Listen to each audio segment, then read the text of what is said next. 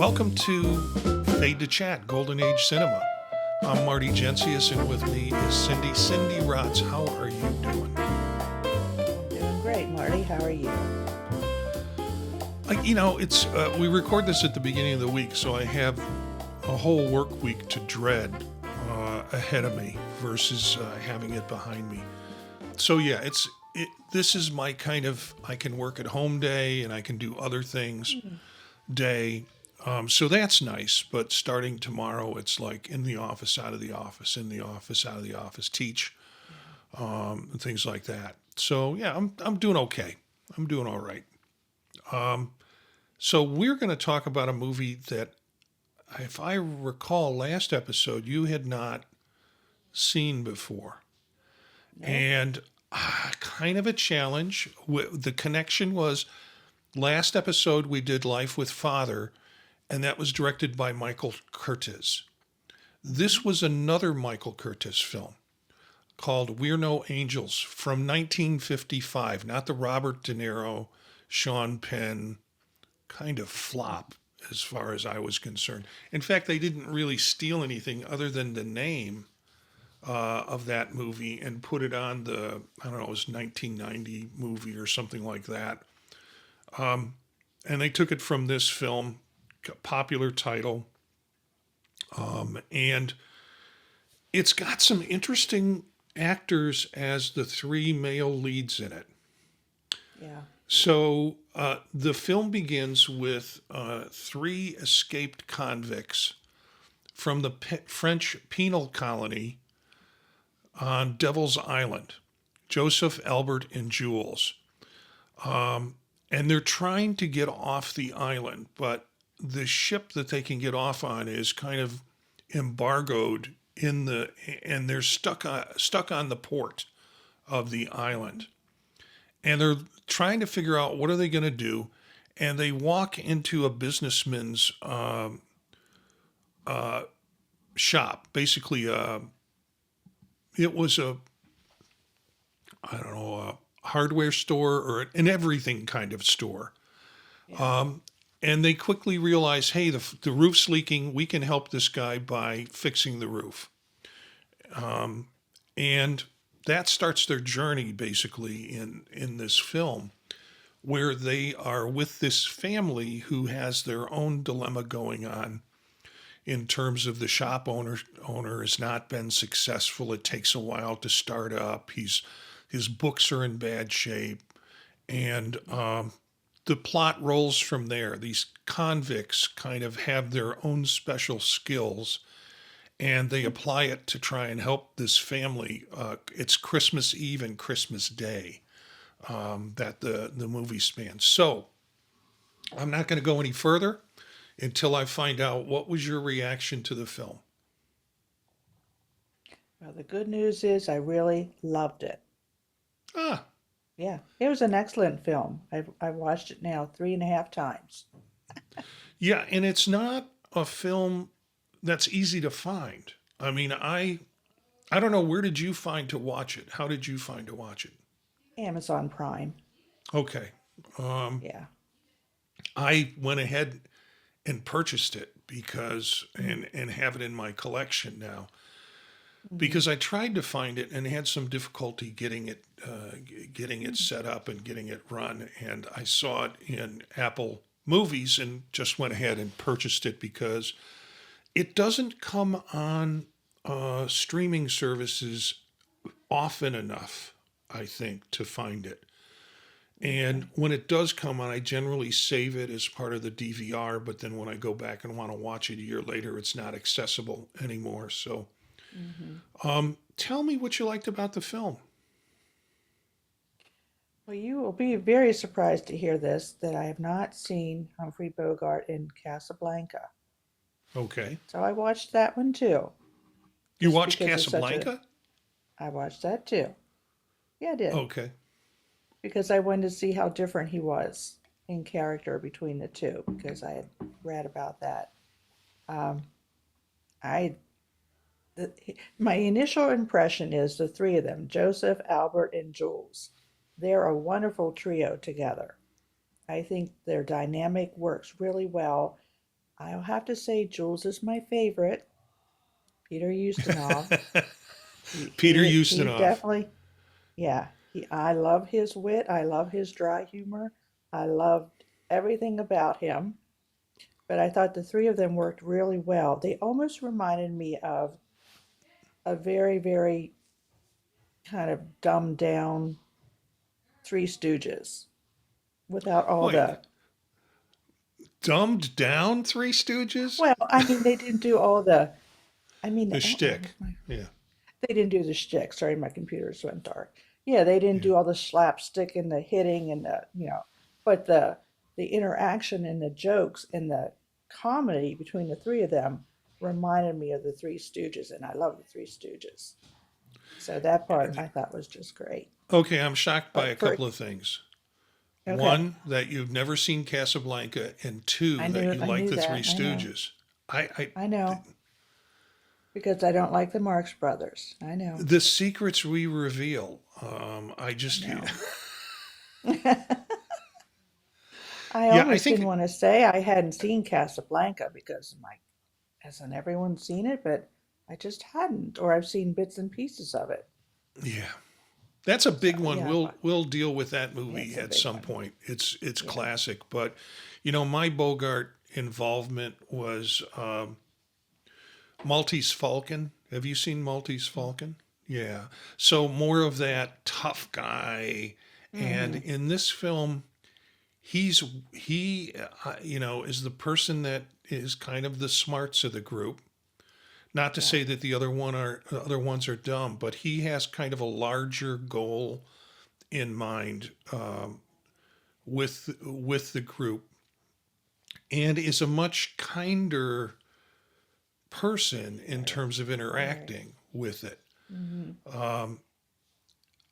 Peter Ustinov, who plays Jules, I think has all of the comeback lines in the Mm-hmm. movie that kind of make me laugh.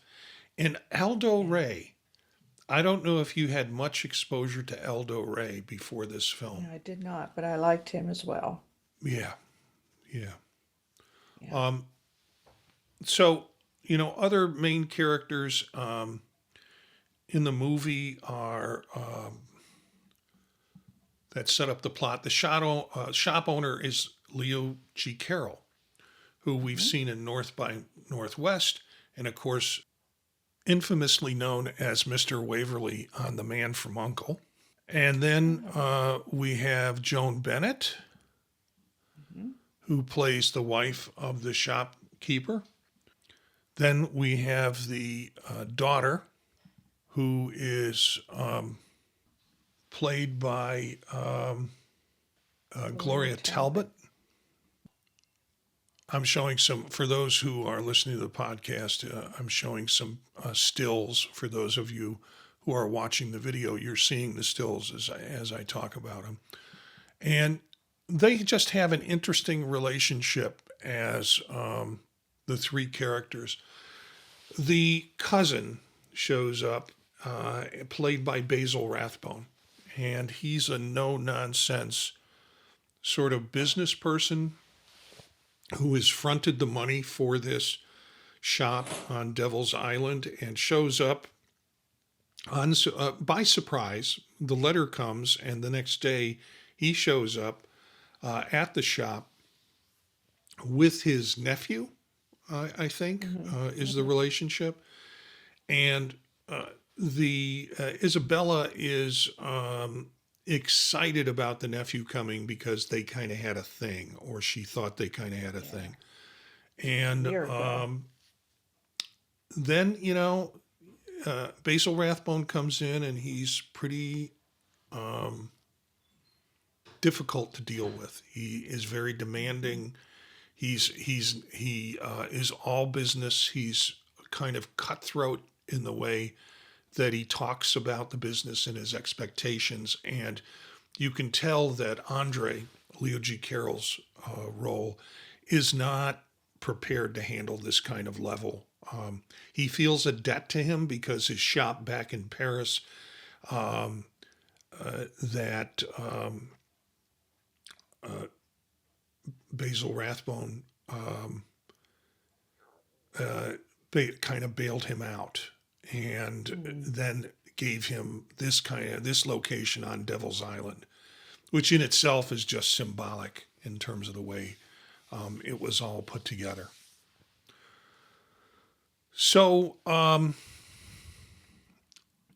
any kinds of things you want to add to the mix before we go to what the convicts do? Well, you forgot one character. You forgot the snake. Can't forget the snake. In doing research on the snake, um, it was Adolf or Adolphi. Yeah, Two it different switched back and forth. Yeah. pronunciations. Yeah, in the spelling and the pronunciation. And I noticed this that. was post-war, so I can't help but wonder Mm-hmm. if the screenwriters decided to put I think it was a pit viper, Yeah, as the named it after Adolf slash Adolf Hitler. I thought so too. But yeah, he becomes a main character because, well, we might as well say what happens at this point. You never see the snake. They just carried him around In that that little little basket. that little bamboo basket that they Never had, or saw him though. box that they had with Mm-hmm. it. So Andre Trouchard, Basil Rathbone, shows up. He wants to do the books. He comes after a really nice meal that the convicts had put together for the family. The there are some Christmas Eve. there's so much deadpan humor in this. Like when they open the doorway to reveal the Christmas tree, and they said, "My, that looks like the one that's at so and so's house." And you realize they have gone out and procured all of this Yeah. nice, wonderful meal that Yes. and the Stole everything. decorations. They stole them, and They stole it. it's like they bet And I think there's a point where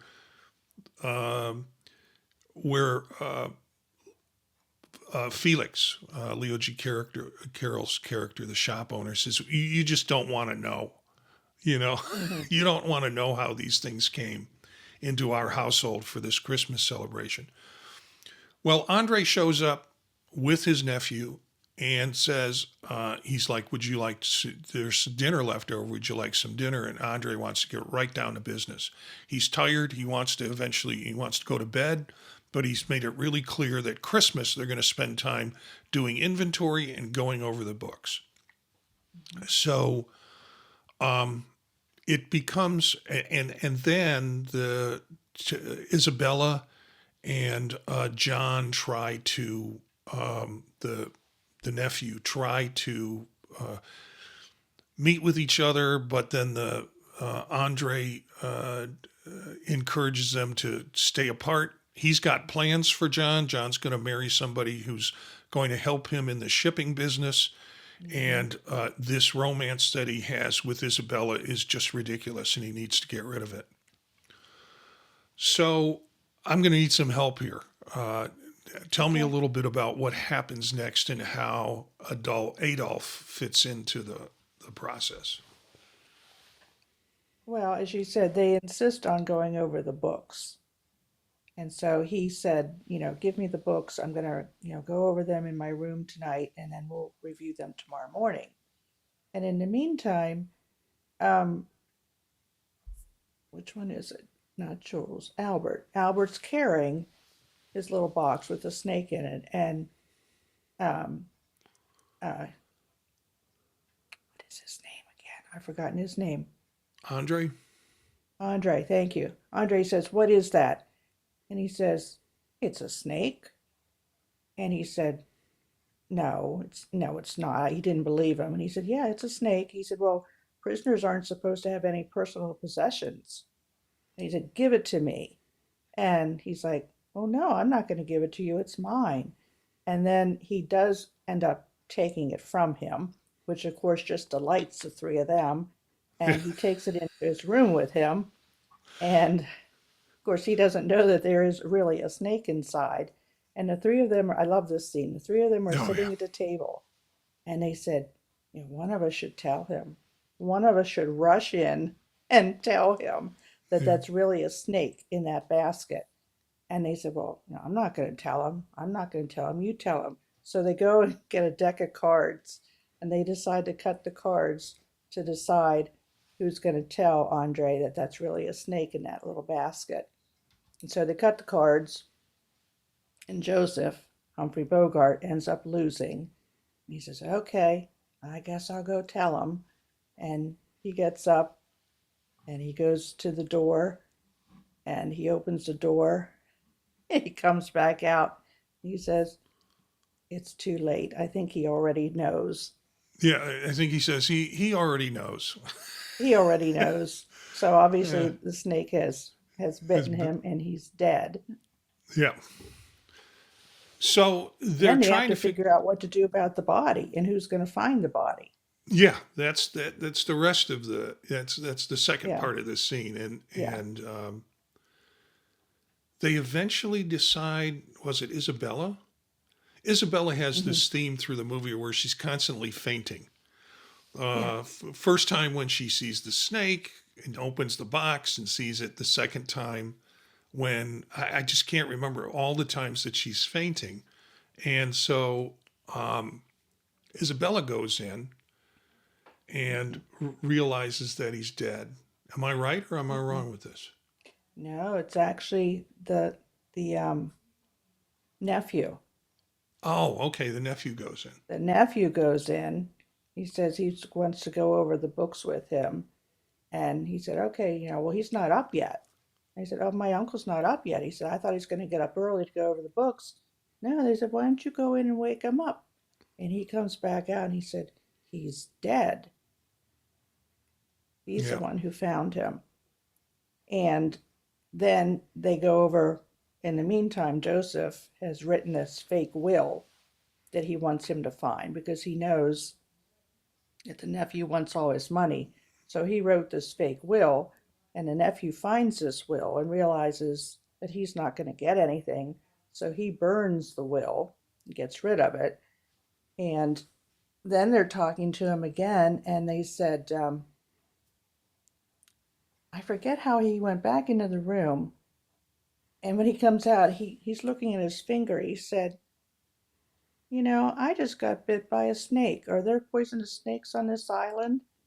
And again, the three of them, they just get these big smiles on their faces like, yeah. They said, how big was it? He said, oh, it was just a little snake. And they said, was it, real colorful and it looked like a little bracelet? I think, yeah, not Jules, the other guy said that. He said, yeah, it looks like a little bracelet. He said, yeah. He said, did it hurt? He said, well, it hurt at first. He said, but now I don't feel a thing. And so they realized that not only has the snake taken care of his uncle, it's now taking care of him. yeah. So, yeah, And he's starting to get woozy, and so they take him yeah, out and put him out in an exterior building yeah, for out in the the Isabella, courtyard. yeah, for Isabella to find. She And does find him. and Justin Q, the medical officer, comes in, who's a young, Mm-hmm. attractive man, and he says, I heard there was need for medical services here, and he goes, Mm-hmm. well, you might want to check out in the yard. And he Yeah, comes, and she's fainted again, and yeah, and they realize, well, we've just established this new relationship yeah. potential with what seems like a good man versus Mm-hmm.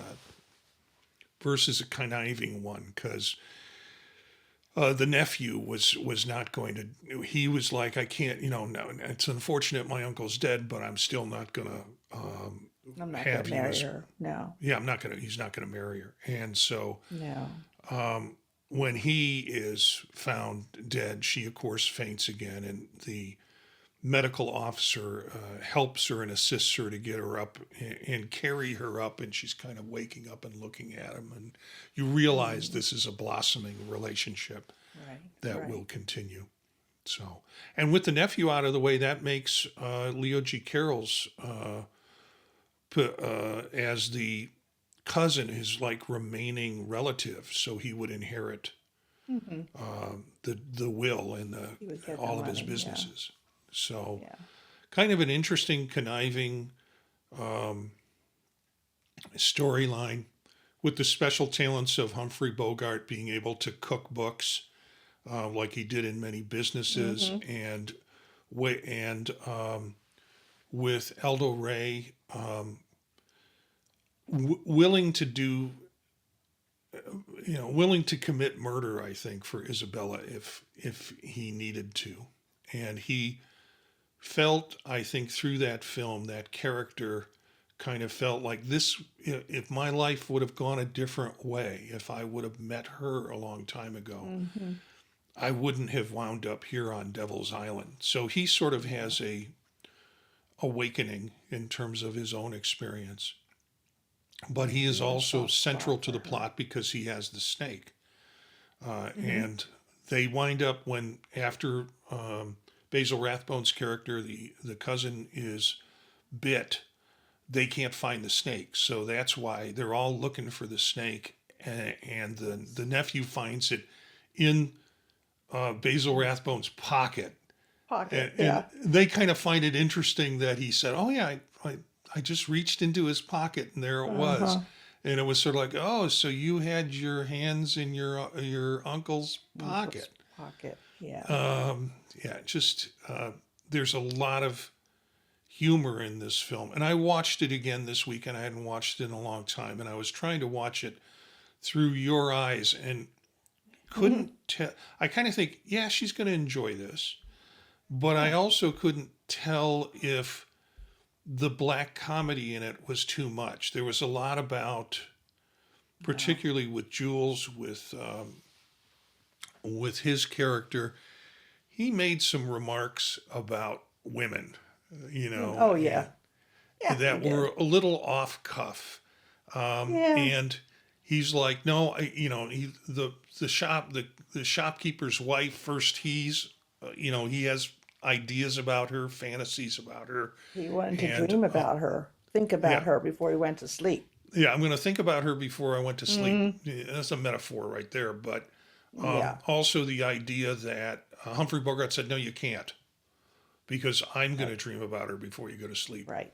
And then a more stout woman who seems a bit entitled and has a big bill comes into the office and wants something, comes into the business and wants something. He goes, well, you can dream about her. Yeah. and, That was and, and her he said, there's interesting more to name, dream about. Madame Parole. Yeah. Yeah. Madame Parole. And yeah, I liked her. She was buying a bottle of green chartreuse, which Yeah. apparently is a drink. That's what she was buying. Well, it's not amethyst, is it? I didn't look it up. I don't think so. I think it Yeah. was just some sort of a drink. Yeah, one of the quotes I wrote down, he said, when she came back in the second time, he said, "Ooh, it's that delicious fat woman from yesterday." Yeah, he liked Yeah, her. and I'll tell you, that is Peter Ustinov's MO. I mean, in a lot of his movies, he's always doing, even when he Mm, played Perot, he's always doing those second meaning lines that uh-huh. generate a laugh. Yeah. Um, yeah, some great quotes in this movie. Yeah, I wrote down quite a A few few of things that those. made me laugh out loud. Any favorite quotes for you? Oh, I've got quite a few, but I figured you would as well. The one that I just said when he said, "It's that delicious fat woman from yesterday." I love that one. Um, Another thing, this wasn't really a quote, but when they went in to wake up um, the nephew, and he had on like that long, kind of like a long gown and Hmm. a white kind of like they called it a hat on his head. He kind of covered his face. He said, "Where did you buy those hats?" He just chuckled to himself, like, "What in the world are you wearing? We got to get you out of this and get you dressed before we can take you to see Isabel." I love that. Just again, his expressions I thought were just priceless. Um, After the Christmas dinner, the three of them were still talking about how they were going to rob the family and kill them, that was their plan. And the three of them were in like the kitchen cleaning up. And Joseph said, well, we came here to rob them, and that's what we're going to do. We're going to beat their heads in, gouge their eyes out, cut their throats as soon as we wash the The dishes. dishes. Yeah. We'll do that after we wash the dishes. Because she knew that they had grown close to them and they were not going to follow through with their plan. Yeah. This is kind of a movie of redemption, or I Mm-hmm. think in a degree rehabilitation. There are Yeah. some lines in there about, well, we're going to go buy a Christmas turkey. And they said, you mean really buy a Christmas turkey? And he goes, well, first we have to, in the spirit of Christmas, first we have to steal the money to buy it, but we are going Steal to the buy it money. once we steal the money to buy it. Yeah. And the turkey followed him home or something like that. Yeah. That's how he got the turkey. Just followed him home. Yeah. There is some really good dialogue in this now. There was a controversy about this in terms of the script because Mm. this was derived from a book that I think had a Mm-hmm. series of small scenes that were used in a play, but then it was rewritten into a script that was incredibly similar to what wound up in this film. And so the authors of that stage play, although the movie claimed it was taken from the original story, the authors from that stage play sued, I think it was Paramount, Mm-hmm. um, Mm-hmm. to get, to claim money that they had kind of taken their intellectual property. And it was settled. There's no description of what was settled, but the Yeah, authors I read do that appear too. in the titles sequence of the play. So it's a book based on, you know, with the play authors as part of it, and yeah, the screenplay people are the ones that are at least in IMDb credited with it, but they did have to pay off. I think the people who were the original folks Mm. from the stage performance. So Mm-hmm. I Well, back. I I'm yeah, sorry. go ahead. No, No, I'm just going back to the very beginning when I said about it reminded me of the Three Stooges. In the okay, very beginning, when um, the young girl fainted because she read the letter, thinking, "Oh, he's coming back to me, and we're gonna reunite." And then she continued to read the letter, and saw that he was engaged to marry someone else. That's when she fainted. And I loved it. The three, they're always up on the roof looking down. yeah, I thought that was an interesting point of view. They're looking down, they see that she faints, and they come down the ladder to help her. And they're standing over the body. And I think it was Albert. He said, well, I've read when a young girl faints, we should loosen her clothes. And Joseph Humphrey Burgo said, no, that's what got you in trouble before. So they decide she needs some water. They said, go get a glass of water. So he runs and gets a glass of water. And when he comes back, he hands it to Humphrey Bogart. He takes a sip. He hands it to Jules, and he takes a takes sip. a sip. And then he hands it to Albert. And they all three take a sip of water, and they never did give her any water. But again, it Yeah, was just yeah, that subtle comedy between them. and unexpected because they set you Mm-hmm. up with go get the water, and then the water is really Yeah, for them. yeah. Yeah, Albert Aldo Ray's character. Part of his backstory was he was a bit of a womanizer, and Mm, I think he was put in prison for hitting a woman with a blunt object, and I think killing her. yeah, his wife. And so he brings that character in, but then he has this interaction with Isabella, which is really kind of remarkable, and she Mm-hmm. sees him as someone who's really remarkable. And I think maybe that's part of his reconciliation with that he could have, if finding the right woman, he could have Mm-hmm. been had kids by now, as they say later on in the film. Right. It's an interesting movie. I didn't remember much about it when I suggested that we do this last week, and I did remember it was a Christmas movie or it was associated Mm-hmm. with Christmas somehow. And when I said it was a Christmas movie, I thought, okay, so that's not going to be a big part of the plot. It is kind of a big part of the Oh, setting. it is. And Mm-hmm. so when you think of Christmas movies and you think of things, well, the standard joke is Die Hard a Christmas movie? Just because it occurred during Christmas and a Christmas party at Mm-hmm. the office, people say it's a Christmas movie. I think this is kind of a, you think of Christmas movies like White Christmas and the Scrooge films. I think this is in there in the pool of Mm-hmm. Christmas things that people should watch during Christmas, Mm-hmm. particularly I because of agree. the comedy associated with it. Yeah.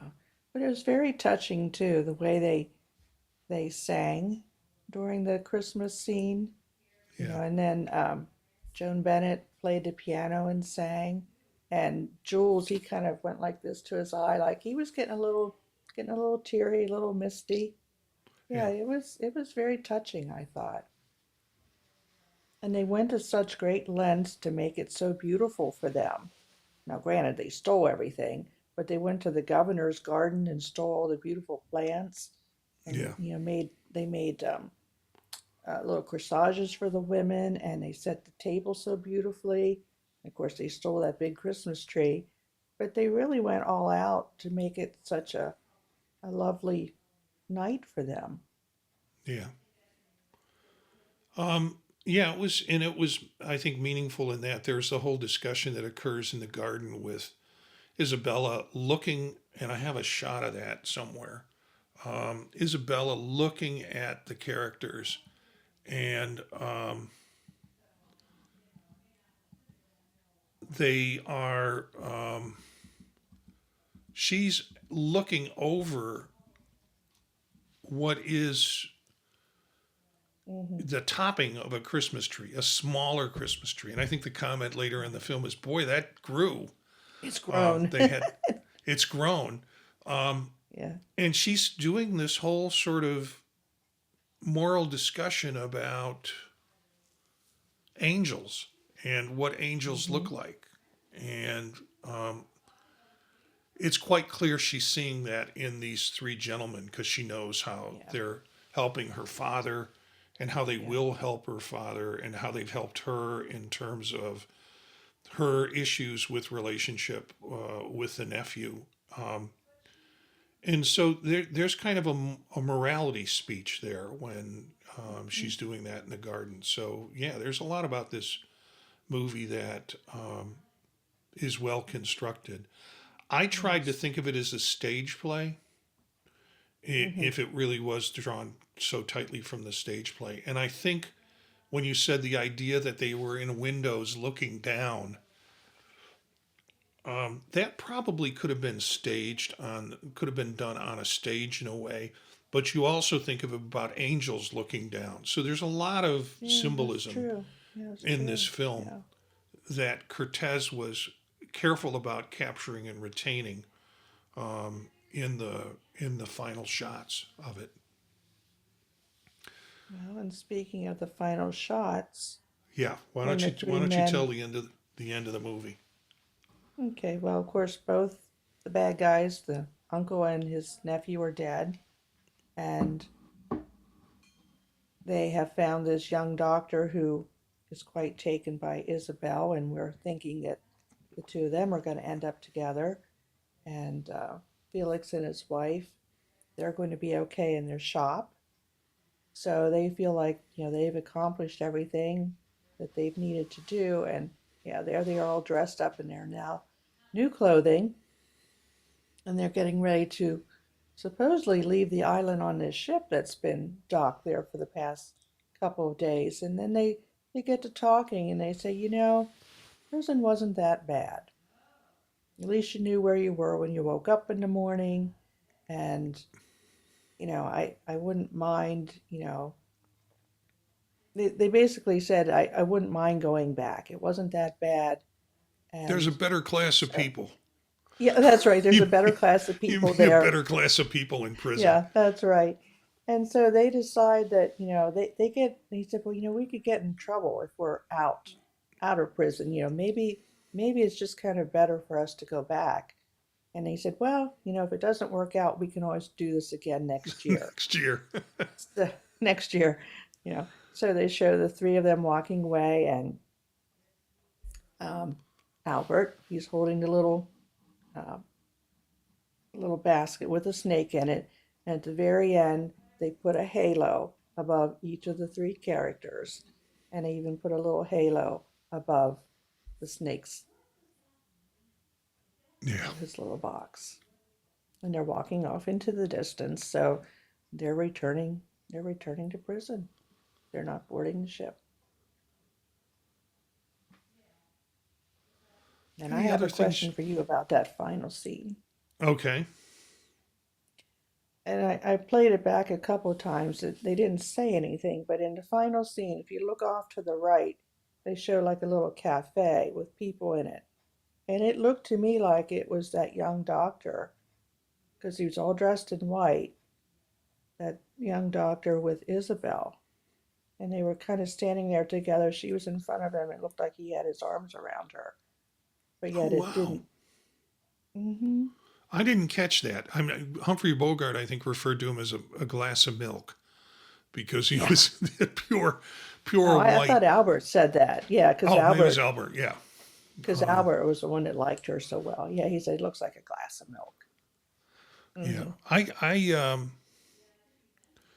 I didn't catch that. So there are a lot of, I think, plot Easter eggs throughout this movie that multiple watches you might see that. I Hmm. I listened for this because I looked at the IMDb to start. The film's opening sequence features a song "Ma Franche Belle Amie," which borrows the melody from an 18th century French song "Plaisir d'amour." It's the same melody used by Elvis Presley in "Can't Help Falling in Love." Yeah. So yeah, I listened to the opening knowing that, Hmm. and you could pick that sound out Yes. in it. One of my other favorite quotes. This was, I think, in the beginning when Albert said this. He was I think he was talking to Isabel, although I don't remember who. She said, "Well, you don't look like a criminal." And he said, "Well, if crime showed on a man's face, there wouldn't be any Being mirrors." there wouldn't be any I thought mirrors. that. And then the other quote I liked was, "Albert is a swine." Joseph said that when he was describing Jules and Albert. He said, "Well, Albert's just a swine." I think he Yeah, was also because he was also worried about him getting in trouble with the young girl. And yeah, so he would always send Jules in with him to kind of keep an eye on him. hmm. Because he was always pinching bottoms, if you noticed that. Yeah. He wanted to in one of the Yeah, well, street I scenes, think and he he's like, pinched "That'll her get us." bottom and he Yeah, patted the bottom of that mannequin. Yes, he when did. yeah when the shop owner thought it was his wife that His they had. wife. Yeah, he gave her a little pat. But no, those kind of things don't bother me. That was all in good humor. Yeah. Casting Audrey Hepburn was considered for this film. Van Heflin, Irene Dunn, which we've run into, um, Mm. and Gig Young and John Derrick. My guess is Gig Young was probably he Oh, had a lot of issues with alcoholism, and mm. so he was a and so did Aldo Ray. If you, I did a kind of dive into, Mm. because I was really curious about Aldo Ray. He had lots of um, acting acting experience in IMDb.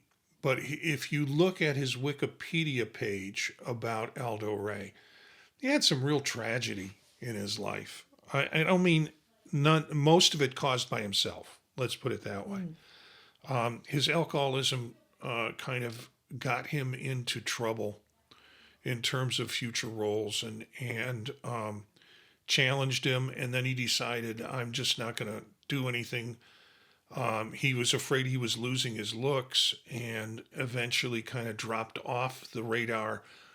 But because of debt and financial issues, he had to kind of look for work, and got back into doing movies and films, movies and television roles and things like that in his latter part of his life. I think he eventually died of throat cancer, or cancer that started in his throat. He had a very raspy voice in the movie.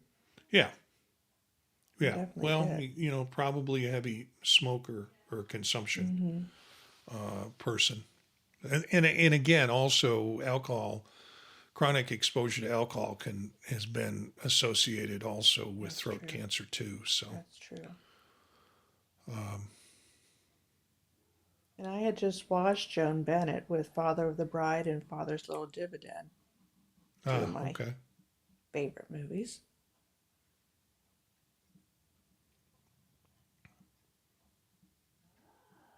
But Jules, where else, Peter Ustinov? I said I enjoyed his character so much. Where else would I find him? Oh, you would find him in a lot of classic films. Um, the first one that comes to mind um, is the Perot. He did, I think, a couple of Perot films, but he was in Spartacus, and Okay. he played the slave in Spartacus that kind of helps folks. He was in Quo Vadis, Death on the Nile in 1978 as Hercule Poirot. He also played in a movie called Logan's Run, which was kind of a sci-fi film. Um, yeah, he worked into the 2000s. Mm, Dead Man's Folly was Hercule Poirot. 13 at Dinner, Murder in Three Acts, Appointment with Death, all of those were Hercule Poirot roles for him. Evil Under the Sun, um, Ashanti. Um, yeah, he has a long career okay, in I'll look for films, him.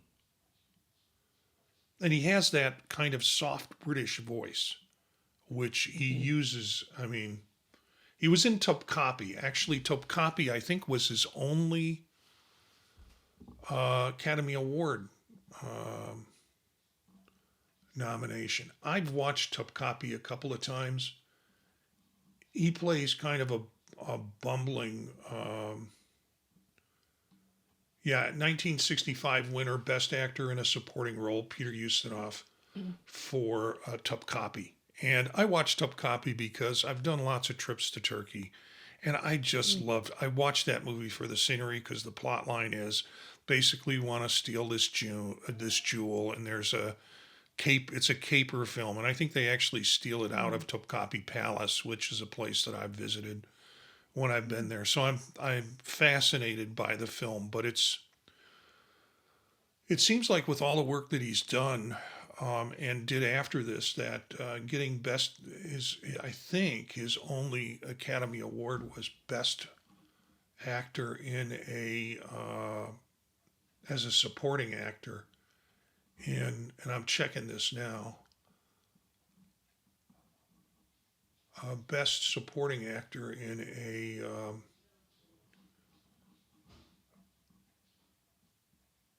in this Topkapi movie. So he won 2 Oscars. Let me see what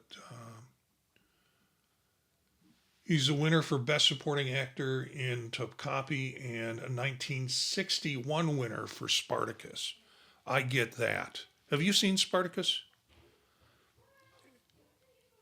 I don't know. It's Stanley one of Kubrick. those, Yeah, I'm not sure. yeah. Uh-uh. Stanley Kubrick film about gladiators and freedom and an uprising that occurred with the gladiators led by Kirk Douglas. And it's a I'm a Kubrick nut. And there's so many Kubricks if you watch any of his films. Hmm. There's not it's not like, oh, this is a Kubrick film. You know it's done by somebody good. You just don't know who it is if you already Okay. didn't know and it was Kubrick. So yeah, that was a kind of an epic film if you like gladiators and battles and a pretty good storyline. Put it on the list. Yeah, I just what little I know of you, you might find that film. It's one of those like Lawrence of Arabia that it's like, oh, he's going to Yeah. make me watch an epic. I don't know Yeah. if I'm going to like this. And you could wind up really liking it or not liking it just from Well, my, I'm trying to broaden my horizons a little bit. yeah, So, yeah, well, there's no harm. so any final comments before we talk about next week's film? Well, I'm happy that I watched it. I definitely enjoyed it. It's you said it's a Christmas movie, but not it's not one that I think you have to watch necessarily at Christmas. Yeah. It's a good film. I like all the characters in it. It played well. It was yeah, it was very enjoyable to watch. I'll watch it again. Okay, so next time, what are we doing? We're doing Charade. From 1963. And you can make googly eyes over Cary Grant, and I can make googly Yes, eyes over Audrey Hepburn. Audrey Hepburn. There you go. Um, Interesting, this film, if you haven't seen it, many people confuse it as a Hitchcock film. And then when you find out it's not Hitchcock, you see that the reviews are like, how can this not be Hitchcock? This should have been the film that Hitchcock made. Mm-hmm. It has an interesting cast of characters in it. Many of those actors you'll recognize, besides Cary Grant and Audrey Hepburn, has some wonderful twists and turns in the movie. Mm-hmm. So you've got Walter Matthau. You also have Mm-hmm. James Coburn, George Kennedy, Ned Glass, just some interesting characters. This was, and of course we'll share this next week too. Is not done by Hitchcock, but done by Stanley Donen, who directed such films as Singing in the Rain and Funny Face. So he worked with Audrey Hepburn before then, and Seven Brides for Seven Brothers. Um, I have a thing. I do enjoy musicals. Um, Yeah, I know that. so and I know musicals, but I'm not gaga musicals. But this Seven Brides for Seven Brothers, just because of the way it was shot in wide span cinemascope in order to get the shots. And Yeah, I have seen that. you have seen it. And, I have seen that, yes. and, I like we, it. Yeah, I like it. but there's versions of that film that you get that are pan and scan. So instead of seeing the whole Mm-hmm. line dancing, what you're seeing is a portion and then another portion, and Mm-hmm. it kind of ruins the director's intention with it. But we've gone down a Stanley Donen rat hole here, so let's say next week we are going to see Charade, and we're going to talk about Charade from 1963. Yeah, it's a fun movie. Um, It is. it's It is. it's one of those comfort films that if I got some stupid repetitive work to do, I'll throw it on a second monitor screen and have it run in the background and occasionally glance over. So I think that's a wrap for this episode of Fade to Chat, where we looked at We're No Angels from 1955, and we're enjoyed the conversation with you, Cindy, about doing this film.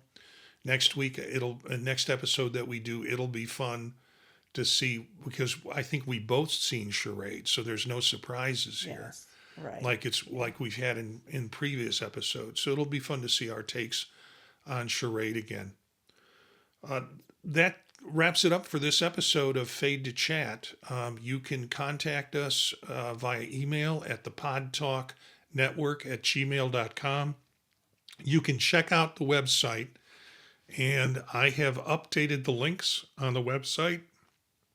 It's thepodtalk.net, and it'll talk about this show and other shows that we're doing collectively for Under the Podtalk.net branding. And you can find us on YouTube at youtube.com/@fade-to-chat. That's our YouTube channel. And you can watch previous episodes, and also you can find us on any podcatcher service if you just want to do the audio version of the show. And all of the show notes and the trivia we'll throw in to the show notes on both the video version of the film of this episode and the audio version of the episode. So thanks for tuning in, and we'll catch you next time. And remember to keep